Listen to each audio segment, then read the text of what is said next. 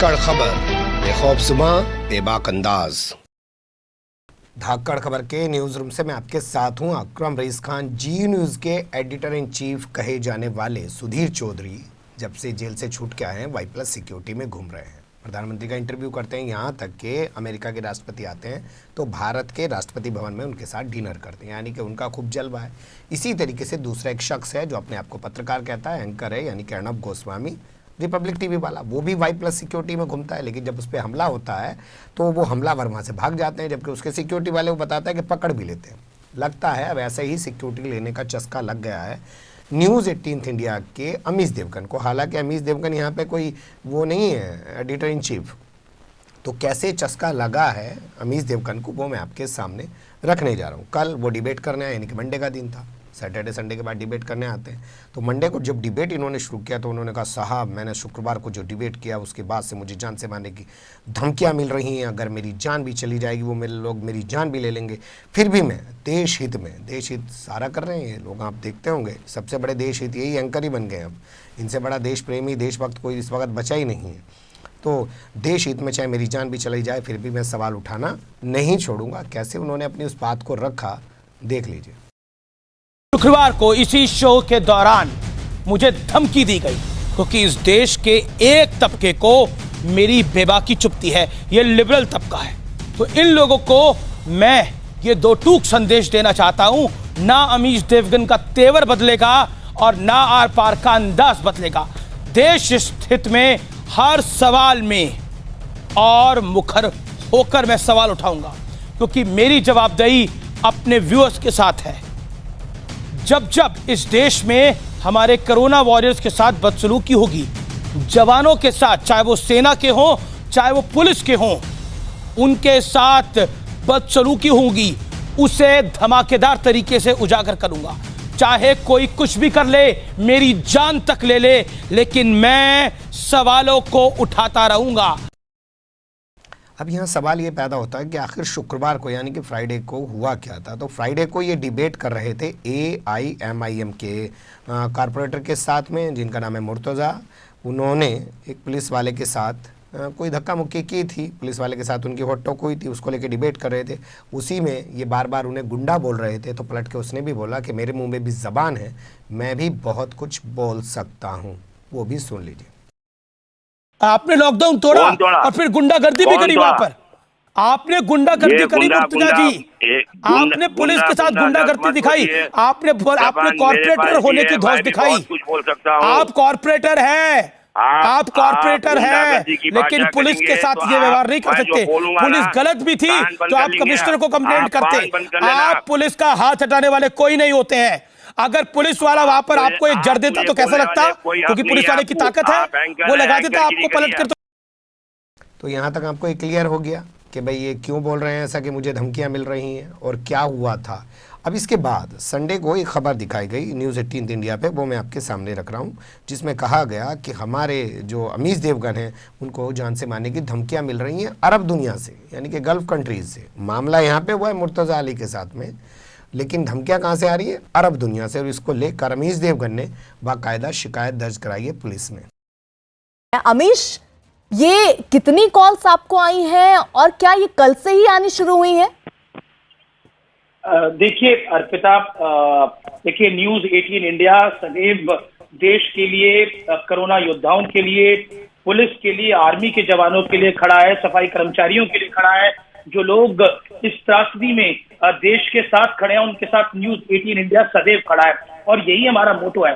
तो कल जब पुलिस की गिरबान पे हाथ डाला गया तो मुझसे तो रहा नहीं गया, इसीलिए मैंने AIMIM से पूछा कि अगर आपको पलट के वो एक जड़ देता, कोई थप्पड़ मार देता तो आपको कैसा लगता। तो इसमें वो बहुत झिझक गए, उन्होंने बोला, तुम कौन, तुम्हारा नाम क्या है, तुम कौन होते हो मुझसे सवाल पूछने वाले, तुमको अंदाजा है तुम किससे बात कर रहे हो, तुम कैसे बात कर सकते हो ऐसे। तो एक तरह से धमकी का लिहाजा था और वो बहुत ही गुस्से में आ गए और बहुत शराब शराब बोलने लगे। लेकिन तब भी मैंने बोला था और आज भी मैं बोल रहा हूं कि मैं देश के साथ खड़ा हूं, देश के कोरोना योद्धाओं के साथ खड़ा हूं। और उसके बाद एग्जैक्टली एक वर्ग ट्वीट करना शुरू करता है कल रात को और बहुत गंदी गंदी गालियां मेरे को, मेरे परिवार को देता है और लगातार लगभग 15,000 के करीब ऐसे ट्वीट होते हैं। लेकिन फिर भारत खड़ा होता है और कम से कम 40,000 ट्वीट वो देश के समर्थन में करते हैं। और उसके बाद आज सुबह, जब मैं आपको बता रहा हूँ, सुबह 5 बजे मेरे पास 3 मिस्ड कॉल आते हैं सऊदी अरेबिया से, फिर मेरे पास 1 मिस्ड कॉल आता है अबू धाबी से, फिर मेरे पास 1 मिस्ड कॉल आता है दुबई से। फिर मैं फोन उठाता हूँ कि आखिरकार ये फोन आ कहां से रहे हैं, और मेरे फोन उठाते ही वो बहुत गलत तरीके से बात करते हैं और मैं फोन काट देता हूँ। फिर मेरे पास दूसरे नंबर से फोन आता है, मैं वो फोन उठाता हूँ तो वो बोलता है कि तुम्हारी हिम्मत कैसे होती है ऐसे सवाल पूछने की।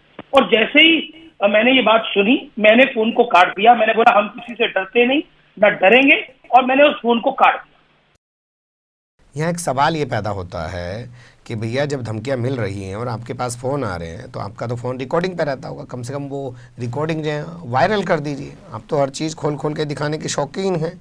अब एक चौथी तस्वीर आपके सामने रखते हैं कि क्या ये पहली बार ऐसा हो रहा है कि अमीश देवगन इस तरीके से भिड़ रहे हैं या कुछ कर रहे हैं, या इससे पहले भी वो इस तरीके से अपनी जलालत करवा चुके हैं। मैं जलालत वर्ड बोल रहा हूँ, इसको गुस्से में मत आइएगा, लेकिन इसका हिंदी जब आप करेंगे तो अपमानित होता है। जलील मतलब हिंदी में अपमान, और जलालत माने हिंदी में अपमानित।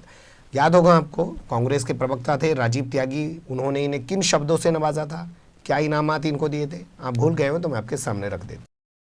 बात करिए, तो मुझे आप डिबेट के अंदर आए, गली मोहल्ले की चाय की दुकान पे नहीं खड़े हुए। देवगन, तुम्हें बात नहीं सुननी है तो बुलाए मत करो। मैंने बात सुनी है तभी बुलाया। दलाल की तरह बात मत करो, और ये धमकी देना बंद करो, ये धमकीबाजी देना बंद करो। दलाल भड़वे की तरह बात मत करो, बात करनी है पत्रकार की तरह बात करो। ये सब देखने के बाद अब लास्ट में सवाल पैदा होता है कि क्या सिर्फ ऐसे ही मुद्दों पे हमेशा डिबेट करते रहेंगे लोग? आप कभी भी देखिए, इनके कल के डिबेट में भी सिर्फ जफरुल इस्लाम खां जो दिल्ली अल्पसंख्यक के अध्यक्ष हैं या मौलाना साद को लेकर डिबेट किया जा रहा है। इसके अलावा आप देखिए जगह जगह मजदूरों की क्या दुर्दशा है, उसको लेकर कोई बात नहीं करनी है।